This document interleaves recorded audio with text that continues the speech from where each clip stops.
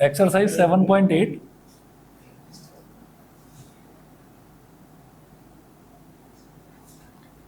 Exercise 7.8 का question number 8 देख रहे हैं। क्वेश्चन नंबर 8, तो क्वेश्चन नंबर 8 देखिएगा। इंटीग्रेशन है π/6 से π/4 cosec x dx। I is equal to integration π/6 से π/4 और cosec x dx। तो देखिएगा cosec x का सीधा सीधा इंटीग्रेशन का फॉर्मूला होता है log mod cosec x minus cot x। ठीक है, तो सीधा सीधा लिखिए log mod cosec x minus cot x, log mod cosec x minus cot x। फिर ऐसे स्क्वायर ब्रैकेट लगा देते हैं इसमें डेफिनेट इंटीग्रल में, और लोअर लिमिट नीचे π/6, ठीक है, और ऊपर अपर लिमिट π/4, π/6 से π/4। ठीक, उसके बाद इसके बाद आप ये देखिएगा आगे क्या करेंगे। लॉग, पहले अपर लिमिट डालेंगे फिर लोअर लिमिट डालेंगे, तो cosec x की जगह π/4 माइनस cot x की जगह π/4। ठीक है, मैं पहले भी बता चुका हूँ कि लॉग के आगे जब हम ये मॉड लगाते हैं तो मॉड इस वजह से लगाया जाता है ताकि जो भी रिजल्ट आए ना लॉग के आगे जो भी लिखा हुआ है उसका जो रिजल्ट है वो पॉजिटिव आए, क्योंकि लॉग हम किसी भी पॉजिटिव क्वांटिटी का ले सकते हैं, नेगेटिव का नहीं ले सकते, इसलिए ये मॉड लगाया जाता है। ठीक, तो log mod cosec π/4 minus cot π/4, ये क्या हो गया, ये तो हो गई अपर लिमिट। इसको डालो एक कर्ली ब्रैकेट में माइनस, फिर दूसरा कर्ली ब्रैकेट। अब इसी पूरे एक्सप्रेशन के अंदर आपको लोअर लिमिट डालनी है, तो log mod cosec π/6 minus cot π/6। ठीक, इतना हो गया। अब देखिएगा cosec π/4 मतलब 45 डिग्री, तो साइन 45 डिग्री होता है 1/√2, तो cosec 45 डिग्री क्या हो जाएगा, √2, उसका रेसिप्रोकल। ठीक है, यहाँ लिख रहा हूँ log √2 माइनस cot π/4 1, जैसे tan π/4 1 है तो cot π/4 भी 1 होता है। अब नॉर्मल ब्रैकेट में डाल दो। मैंने बोला था ना कि ये जो मॉड है किस लिए होता है, ताकि वो रिजल्ट जो है वो पॉजिटिव आए। √2 की वैल्यू 1.414 होती है, उसमें से 1 सब्ट्रैक्ट करो तो रिजल्ट पॉजिटिव ही आएगा। ठीक है, तो log √2 माइनस 1 माइनस, अब इसमें देखिए log cosec π/6, तो π/6 का मतलब होता है 30 डिग्री, साइन 30 डिग्री होता है 1/2, तो cosec 30 डिग्री कितना हो जाएगा, सिर्फ 2। ठीक है, तो यहाँ लिखेंगे log, ये हो जाएगा 2 माइनस cot π/6। cot π/6 क्या होता है वो सोचिए जरा, π/6 होता है 30 डिग्री और tan π/6 होता है 1/30, तो cot π/6 उसका उल्टा √3। तो यहाँ पर भी मैं ब्रैकेट ही लगा दूंगा, क्यों, क्योंकि √3 की वैल्यू होती है 1.73 और इसकी वैल्यू है 2, तो 2 बड़ा है और वो छोटा है, तो बड़े में से छोटा सब्ट्रैक्ट करेंगे पॉजिटिव ही आएगा। ठीक है, तो अब मेरे पास आ गया log a minus log b, तो ये हो जाएगा log a/b। और याद रहे डेफिनेट इंटीग्रल है ना, तो प्लस सी करने की ज़रूरत नहीं है, तो log √2 माइनस 1/2 माइनस √3, बस बहुत है इतना। अब किसी बच्चे को लगे कि नहीं मेरे को इसको रैशनलाइज भी करना है, तो कोई ज़रूरत नहीं है, इतना ही कर दीजिए, आंसर मैच कर लो, यही आएगा। ठीक है, देख लेता हूँ एक्सरसाइज 7.8 का क्वेश्चन नंबर 8 है। एक्सरसाइज 7.8 का क्वेश्चन नंबर 8, यही आंसर दे रखा है। ठीक है, 9th वाला देख लीजिए।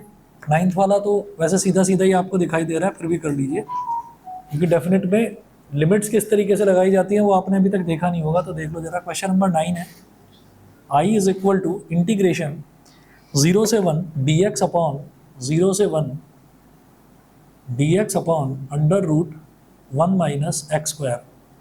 ठीक है, dx upon √1 minus x square. अब dx upon √1 minus x square, इसका इंटीग्रल क्या होता है बताएं, सीधा ऐसे ही भाई। हाँ बिल्कुल सही, साइन क्या, yes sine inverse x, sine inverse x हो गया। एक्चुअली ये है क्या, ये हमारा है 1 का स्क्वायर माइनस एक्स का स्क्वायर, तो dx upon √a² minus x square क्या होता है, साइन इनवर्स एक्स अपॉन ए, तो sine inverse x upon 1, sine inverse x upon 1, तो साइन इनवर्स एक्स हो गया। Lower limit is 0, upper limit is 1। ठीक है, अब आपको यहाँ पर पहले डालेंगे x की जगह अपर लिमिट, यानी कि sine inverse 1 minus sine inverse 0। ठीक है जी। साइन इनवर्स 1 का मतलब, साइन के टेबल में 1 कहाँ आता है, 90 डिग्री पर, मतलब π/2 पर, तो इधर आ गया π/2। साइन के टेबल में 0 कहाँ आता है, 0 पर, तो π/2 माइनस 0 इज π/2, तो रिजल्ट इज π/2।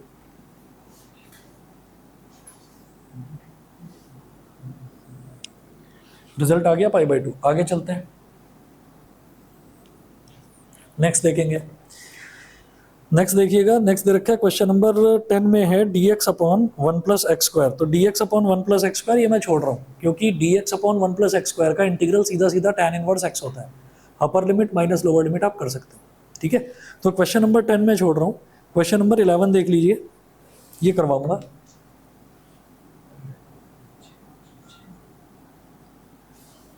देखिए क्वेश्चन नंबर 10 जो है ना, क्वेश्चन नंबर 10 में ये दे रखा है i is equal to integration dx upon 1 plus x square. तो जब डिनोमिनेटर में 1 प्लस एक्स स्क्वायर होता है तो tan इनवर्स x हो गया, और इसकी जो लिमिट है ना वो 0 से 1 दे रखी है, 0 से 1। तो ये सीधा सीधा क्या हो गया, 2 स्टेप का क्वेश्चन है। tan इनवर्स x हो गया, lower limit is 0, upper limit is 1, तो ये क्या हो गया, tan inverse 1 minus tan inverse 0। और tan के टेबल में 1 कहाँ पर आता है, 45 डिग्री, यानी कि π/4 पर। tan के टेबल में 0 कहाँ आता है, 0 पर, तो result is π/4।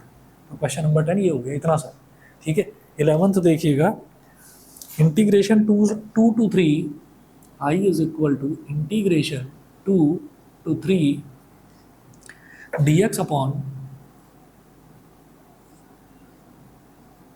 X square minus 1, ठीक है। i is equal to integration 2 to 3 dx upon x square minus 1 square. याद करिए, वो जो 9 फार्मूलों का आपको सेट तैयार करवाया था, उसमें सबसे पहला फार्मूला यही था, dx upon x square minus a square. क्या होता था, 1 upon 2a, 1 upon 2a log, हाँ हाँ हाँ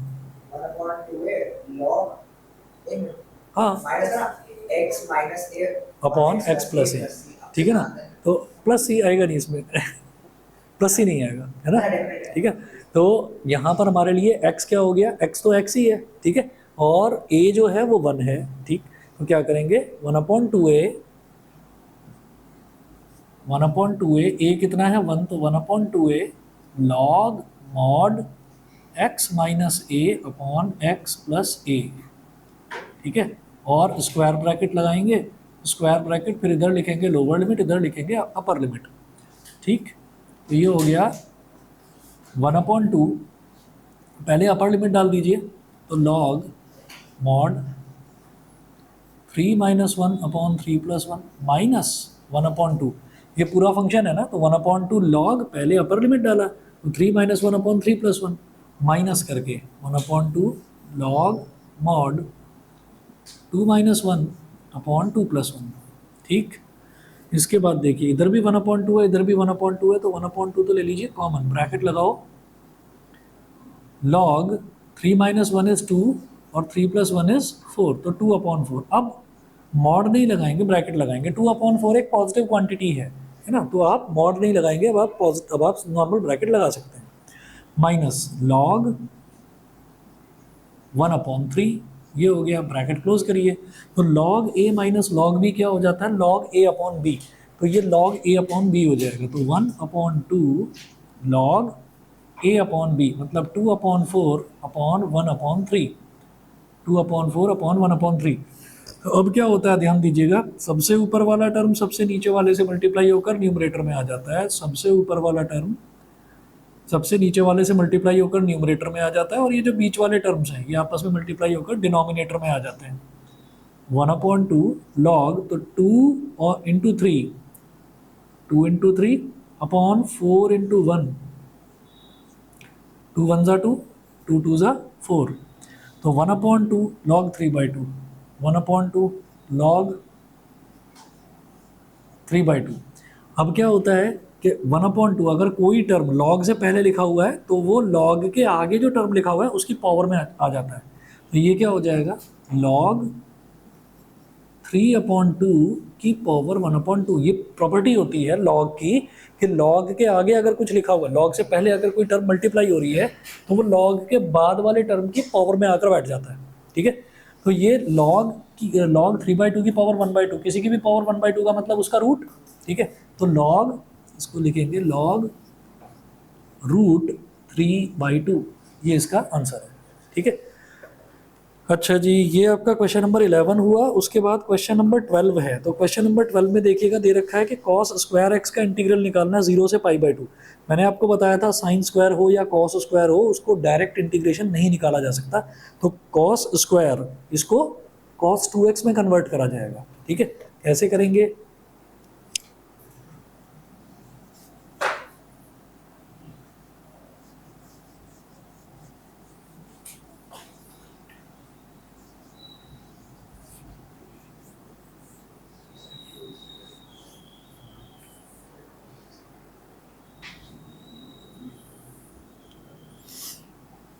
तो ये नेक्स्ट है हमारा क्वेश्चन नंबर 12। 12 में देखिए 0 से π/2 cos square x d x I is equal to integration 0 से π/2 cos square x d x. ठीक है, 0 से π/2 cos square x d x. अब कॉस स्क्वायर एक्स को क्या लिख सकते हैं? Since 1 plus cos 2 theta is equal to 2 cos square theta, therefore cos square theta is equal to 1 plus cos 2 theta upon 2, 1 plus cos 2 theta upon 2। तो cos square x की जगह ये लिखेंगे। तो I is equal to integration 0 से π/2 1 plus cos 2x upon 2 और dx। ठीक, split करिए बिल्कुल अलग अलग। इंटीग्रेशन 0 से π/2 1/2 plus cos 2x upon 2 dx। Integration में वही, जब 1/2 को इंटीग्रेट करेंगे तो 1/2 इज अ कांस्टेंट। कांस्टेंट का इंटीग्रल क्या होता है? कांस्टेंट में बस x मल्टीप्लाई हो जाता है। ठीक है, तो ये हो जाएगा हमारे पास 1/2 इंटू एक्स प्लस ये 2 है डिनोमिनेटर में, तो जैसा है वैसा ही रहेगा, यानी कि 1/2 करके लिख दो इसको अलग, भाई 1/2 अलग लिख दिया और cos 2x को इंटीग्रेट कर दो। तो cos का इंटीग्रल क्या होता है? साइन। ठीक है, तो ये हो जाएगा साइन 2x, ये हो जाएगा साइन 2x, और फिर 2x को फर्दर करते हैं डिफरेंशिएट। 2x को डिफरेंशिएट करके क्या आएगा? 2 आएगा, और 2 से आप क्या कर देंगे? डिवाइड कर देंगे। तो यहाँ पर डिवाइड में लेकर आ गए इसको। अब इंटीग्रेशन पूरा हो गया, स्क्वायर ब्रैकेट लगाइए, पहले लिखेंगे लोअर लिमिट 0 और फिर लिखेंगे अपर लिमिट π/2। तो आई इज इक्वल टू, अब मैं इसमें पूरे में ये देख रहा हूँ कि 1/2 कॉमन आ रहा है, तो आप लिमिट लगाने से पहले 1/2 कॉमन ले सकते हो, चाहे तो मतलब अंदर भी रहने दो, कोई प्रॉब्लम नहीं है, लेकिन लिमिट लगाने से पहले आप 1/2 कॉमन ले सकते हो, बाहर निकाल सकते हो। 1/2 निकाल लिया बाहर, यहाँ लिखा x plus sign 2x upon 2। ठीक है, 0 से π/2। तो अगर कोई एक टर्म या दो टर्म है, जैसे ये एक टर्म ये है और एक टर्म ये है, ये दोनों के दोनों टर्म्स ऐड हो रही हैं, तो जब ये दोनों की दोनों टर्म्स ऐड हो रही हैं तो यहाँ पर मैं ये देख रहा हूँ कि इधर भी 1/2 आ रहा है और इधर भी 1/2 आ रहा है, तो 1/2 कॉमन लिया जा सकता है। तो कॉमन ले लिया आपने, 1/2 कॉमन ले लिया। अब लगा दो लिमिट। अब x की जगह यहाँ पर लिख देंगे π/2, आई इज इक्वल टू 1/2, एक्स की जगह लिखेंगे π/2 प्लस साइन 2 इंटू π/2, ये हो गया साइन 2x अपॉन 2। यहाँ डालिएगा एक करली ब्रैकेट में, करली ब्रैकेट में क्या हो गया? ये हमारी आ गई अपर लिमिट। इस पूरे एक्सप्रेशन में मैंने जहाँ जहाँ पर x था वहाँ पर π/2 डाल दिया, this is my upper limit. Minus lower limit के लिए क्या करेंगे? जहाँ जहाँ पर x है वहाँ पर 0 डाल दीजिए लोअर लिमिट के लिए। ठीक है, तो 0 प्लस साइन 2 इंटू 0 अपॉन 2, करली ब्रैकेट क्लोज, और ये पूरा कंप्लीट ब्रैकेट क्लोज। अब जरा ये देखिए, ये 0 है और ये साइन 2 इंटू 0 का मतलब क्या हो गया? साइन 0। साइन 0 तो 0 ही होता है। ठीक है, तो भाई ये भी 0, ये भी 0, 0 प्लस 0 0, तो ये ब्रैकेट तो पूरा खत्म ही हो गया। इस ब्रैकेट को तो मान लीजिए पूरा का पूरा ब्रैकेट ही आपका 0 के बराबर है, केवल ये ब्रैकेट से मतलब रह गया मेरे को। तो आई की वैल्यू कितनी आ गई, 1/2 ब्रैकेट में लिखें π/2 प्लस 2 से 2 कैंसिल आउट हो गया भाई, साइन पाई बचा। साइन पाई क्या होता है, sine pi, sine pi, sine 2 pi, 3 pi, 4 pi, sine pi के इंटीग्रल मल्टीपल्स। इंटीग्रल मल्टीपल्स मतलब इंटीजर वाले मल्टीपल्स। तो sine 1 pi, sine 2 pi, 3 pi, 4 pi, 5 pi, जितने भी हैं वो सारे के सारे 0 होते हैं। ठीक है, यहाँ लिखेंगे आप 0, साइन पाई है ना, तो ये आ गया 0 और अपॉन में 2, तो 0/2 इज 0। अब क्या बचा भाई, सिर्फ ये बचा 1/2 इंटू π/2। 1/2 into π/2 is π/4। ठीक है, आंसर मैच कर लेना। क्वेश्चन नंबर 12 था ये हमारा।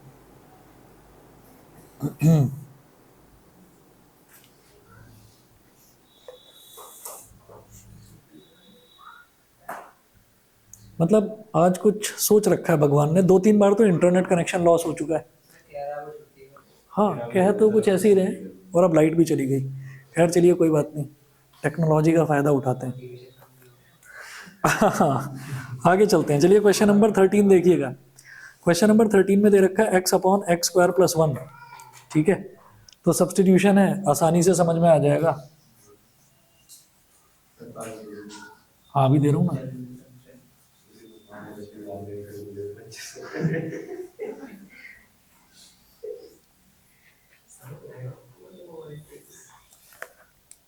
क्वेश्चन नंबर 13 देखिएगा।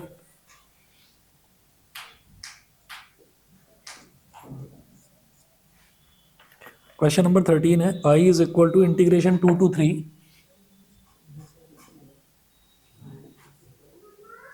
Integration 2 to 3 x dx upon x² + 1 x dx upon x² + 1। अब अगर मान लीजिए डिनोमिनेटर में सिर्फ यही लिखा हुआ होता, सिर्फ x² + 1 लिखा हुआ होता तो मैं समझ जाता कि tan इनवर्स x हो जाएगा, लेकिन ऊपर x दे रखा है, x² + 1 को t मान लो। ठीक है ना, हो जाएगा। अब सब्सटीट्यूशन वाला जो है वो जरा समझने वाली चीज़ है, क्योंकि लिमिट भी चेंज होगी बिल्कुल। तो देखिए क्या करेंगे, let x² + 1 is equal to t। अच्छा, कुछ बच्चे ये कहेंगे कि नहीं मैं लिमिट चेंज नहीं करूंगा, मैं तो वापस से जब जो रिजल्ट आएगा उसमें वापस से x डालूंगा और फिर वही वैल्यू निकालूंगा, लंबा पड़ेगा। ठीक है, उस चक्कर में मत पड़ना, जैसे लिमिट्स बता रहा हूँ वैसे ही चेंज कर लेना। जैसे x² + 1 को t मान लिया, फिर यहाँ लिखेंगे differentiate with respect to x।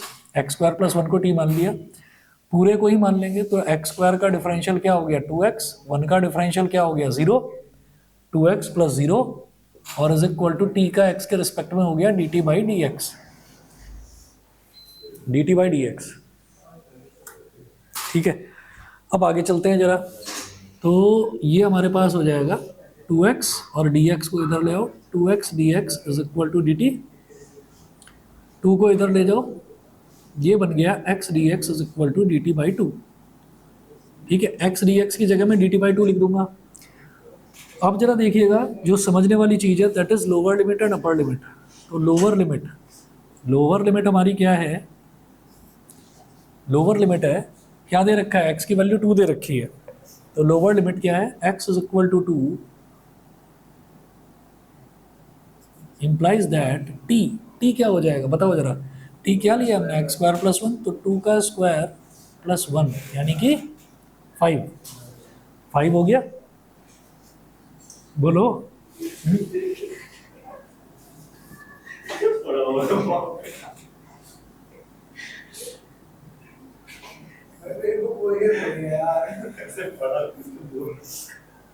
तो अपर लिमिट जो है, अपर लिमिट की लोअर लिमिट तो x is equal to 2, upper limit क्या है, x इज इक्वल टू 3,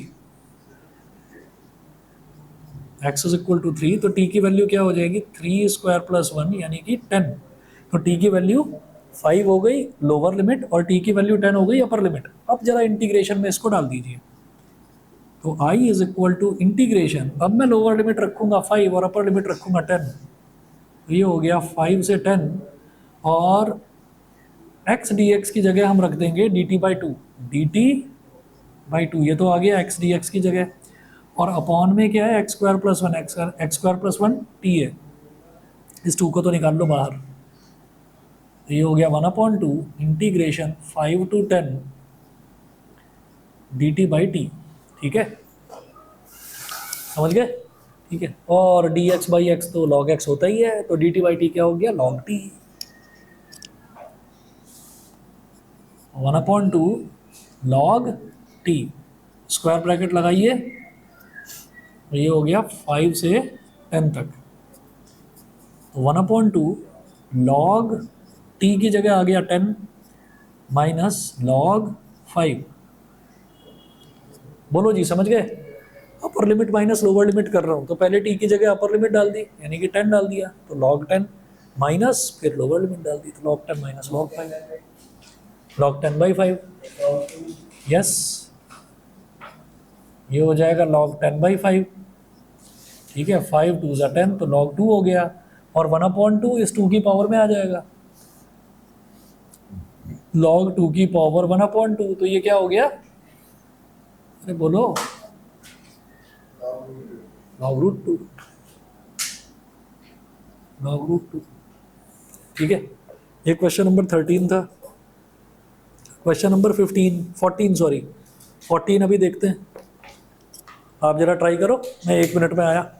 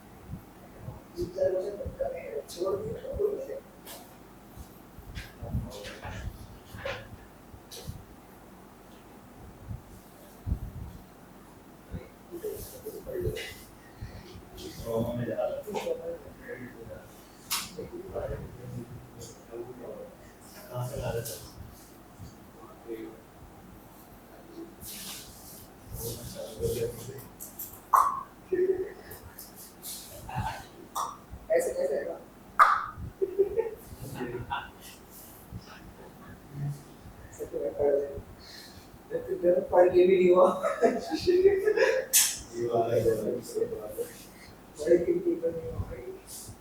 ऐसा वो निकल नहीं पढ़ लेना कंप्लीट हुआ।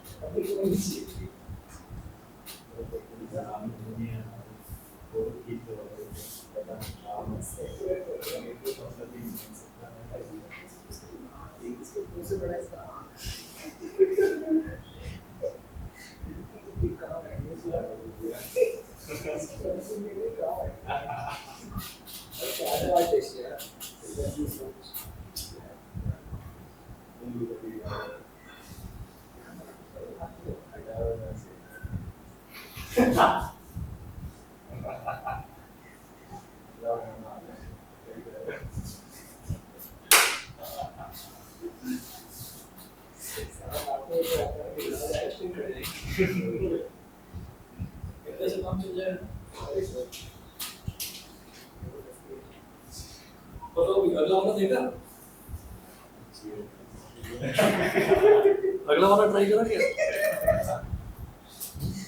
मुझे लग रहा है हंचुल के साथ भी कुछ ऐसा ही है, ये भी बोर हो गया होगा आजकल। सर 2 दिन तो रेस्ट लेंगे, पढ़ाई नहीं करेंगे। बात तो सही। चलिए जी, देख लीजिए अगला भी। ये हमने देखा था क्वेश्चन नंबर 13, तो क्वेश्चन नंबर 14 देखते हैं जरा। क्वेश्चन नंबर 14 में अब ये वाला जो है ना, जैसे अभी वो एक क्वेश्चन था पार्शियल फ्रैक्शन वाला, उसमें जैसे था वो ए डी एक्स करके था, तो वो ए डी एक्स वाला फंडा नहीं, अपना फंडा याद रखना जैसा मैं बता रहा हूँ।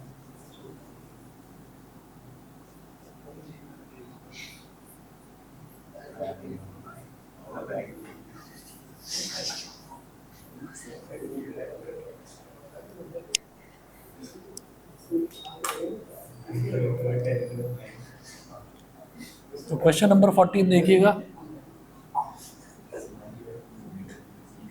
14 में है आई इज इक्वल टू इंटीग्रेशन, क्या दे रखा है देखिए, 0 से 1 2x प्लस 3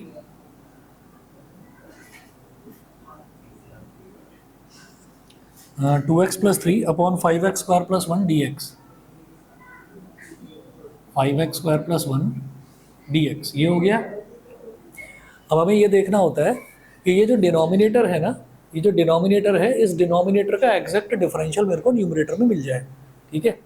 तो मैं एक काम करूँगा यहाँ पर सबसे पहले, या तो ऐसा, हाँ ऐसा करें क्या, ऐसा करें, या एक काम ये भी तो करा जा सकता है कि अगर मैं इसमें शुरुआत में ही 5 कॉमन ले लूँ, अगर मैं 5 कॉमन ले लूँगा तो नीचे बिगड़ना फिर भी है, वो बाद में भी जरूरत पड़ेगी, बाद में भी मेरे को 5 कॉमन लेना पड़ेगा। मैं इसलिए बता रहा हूँ, सुनिए जरा, यहीं पर एक काम करिए, क्योंकि मुझे ऊपर 2x मिल रहा है, यानी कि x स्क्वायर का एग्जैक्ट डिफरेंशियल मेरे को ऊपर मिल रहा है। अब रुकिए, ठीक है, अब हमने क्या करा, डिनोमिनेटर में से 5 ले लिया कॉमन, ये है इंटीग्रेशन 0 से 1, डिनोमिनेटर में से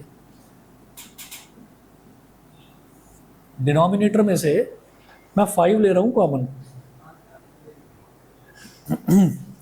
5 कॉमन ले लिया, तो ब्रैकेट में देखिएगा क्या बचेगा, एक्स स्क्वायर प्लस 1 अपॉन 5, ठीक है। देखिए मेरे को कॉमन 5 लेना ही पड़ेगा, मुझे बाद में x square plus a square denominator में बनाना पड़ेगा, ठीक है।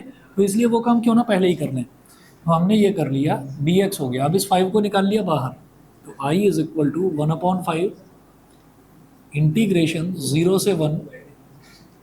अब सुनिएगा भाई, जैसे एक्स स्क्वायर है, एक्स स्क्वायर प्लस 1 अपॉन 5, तो इस पूरे का डिफरेंशियल अगर मैं सोचूं, इस पूरे का डिफरेंशियल क्या हो सकता है, इस पूरे का डिफरेंशियल 2x ही तो हो सकता है।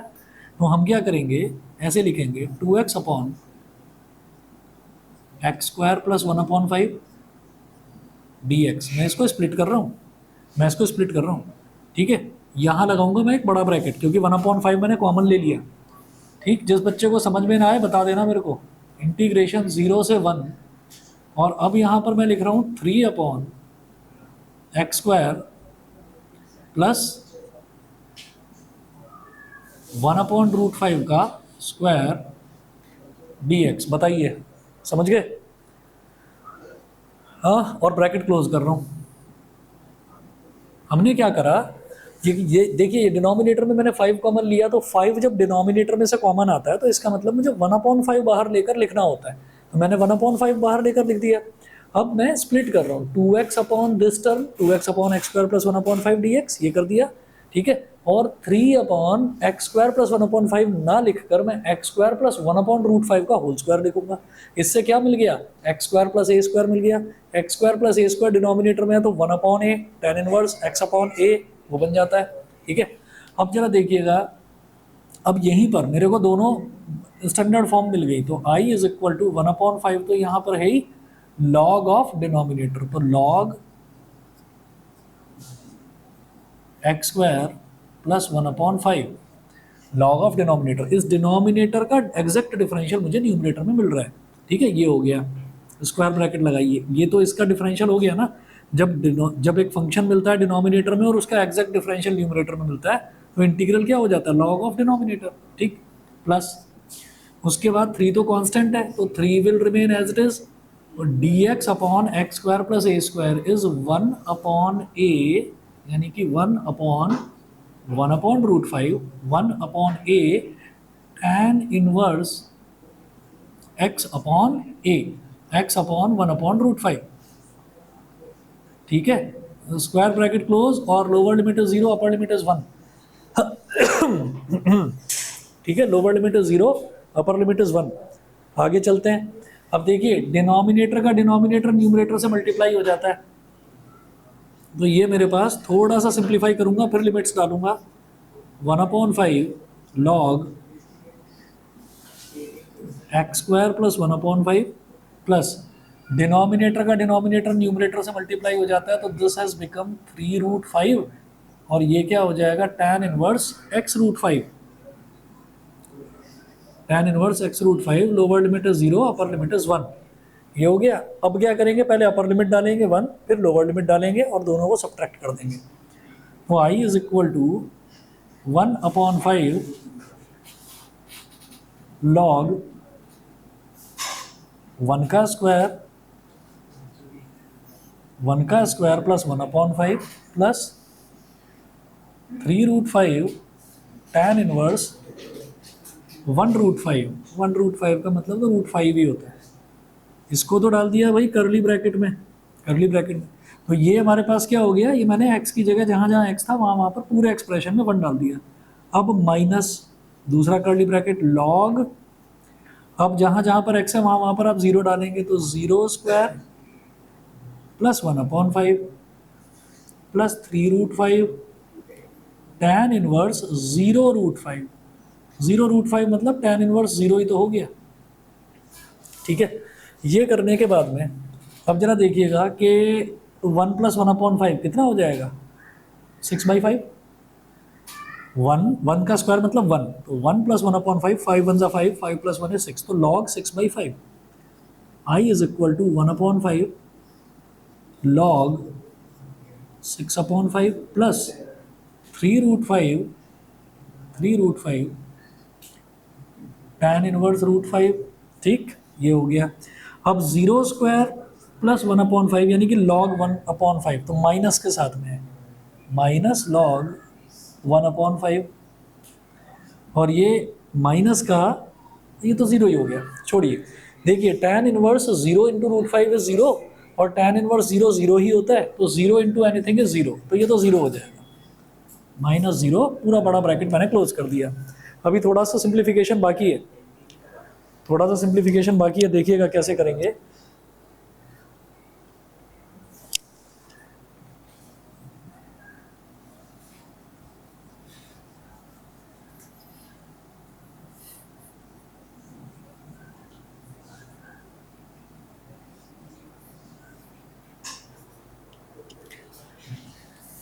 तो i इज इक्वल टू, ये हो गया 1/5 और ये हो गया log 6/5। अब log वाला जो है ना एक साथ ले लेंगे, log 6/5 माइनस log 1/5, तो log a minus log b क्या होता है, log a/b।